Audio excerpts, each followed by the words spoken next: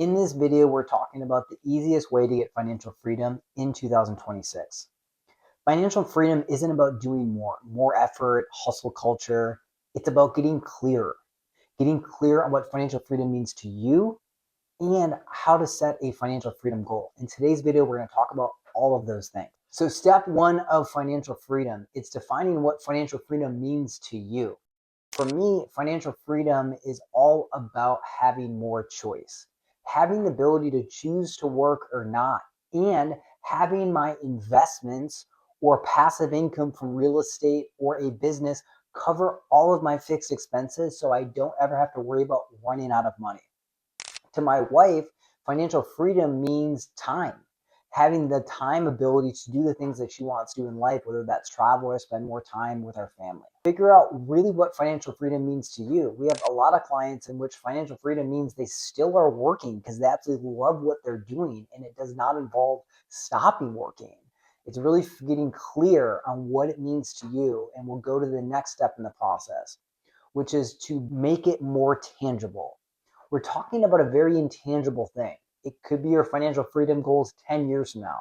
The way that we found is to make it more tangible is to anchor into the feeling state that you'll get for accomplishing this goal. So for me, when I reach my financial freedom goal, I will feel relief, I will feel pride, I'll feel joy, I'll feel freedom, I'll feel choice. And it really brings it into all of the things I'm doing today in order to accomplish that goal. It makes it so much more tangible. So figure out what financial freedom means to you and then give it a feeling state that you'll get for accomplishing it. Now, the next part of the process is to determine, well, how much money do you need to live the lifestyle that you want in retirement? So what we do is we look at all of your expenses and then also consider expenses that might not be regular. This could be wanting to fund a child's wedding or a grandchild's education. Those one-off expenses can really add up, and you need to be cognizant of that in retirement. The other crucial part is if you plan to retire before 65, in that circumstance, you want to make sure that you're planning for medical costs before Medicare kicks in. For the average American, that's $750 a month before Medicare kicks in for out-of-pocket costs. So once you have all those numbers, then we can really start determining what is a general rule of thumb that we can back solve for those numbers. So the other crucial part to be aware of is that most of our clients have a tendency to spend more of the first 10 to 20 years of their retirement, and then it has a tendency to slow down and increase at the end.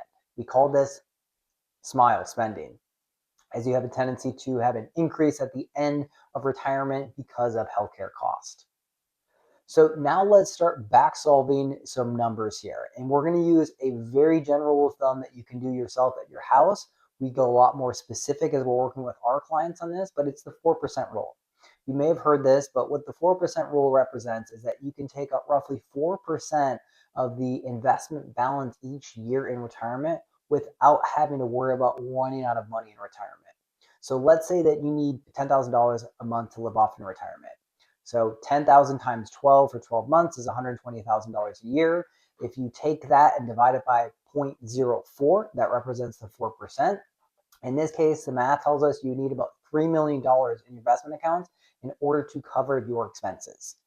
Now, a couple things to be aware of here is we're not considering taxes. So you do have to consider taxes maybe taken out of the account if it's like a traditional account.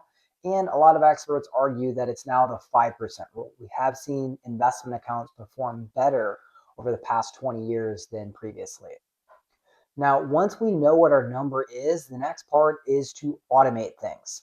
We want to automatically make investment contributions into your 401k, into your investment accounts, into your Roth IRA. And the reason why we choose automation is that it takes the emotions out of it. It takes trying to time the market at the perfect part in order to put your funds in to take advantage of it. And what we find from this is it's called dollar cost averaging. You end up actually doing better when you're buying into the market when it's high, buying into the market when it's low. And then once we have things automated, we want to make sure that we have the right investment vehicle that we're putting funds into. One of the things that we notice is that if you're a W-2 employee, you have a tendency to put everything into a traditional 401k. And most people do this in general, even if they're self-employed. And for that traditional 401k, it's all taxable later in the back end. It's a jointly owned account with Uncle Sam. So what we look at is there's 3 different ways that investment accounts can be taxed in general. We have traditional, which is all taxable later. We have Roth, which is all tax-free later. And then we have non-qualified, which is taxed as long-term capital gains. So having an equal or at least a ratio of all of those numbers can help so much on the back end for withdrawals. Because when you're meeting with your accountant each year, you're paying your accountant to save you as much taxes as possible in 2026. They're typically never looking at your overall tax rate 20, 30 years from now. That's what we do with our clients. And that's why it's so crucial to start thinking about withdrawals and not always focusing on trying to save as much money on taxes in this coming year.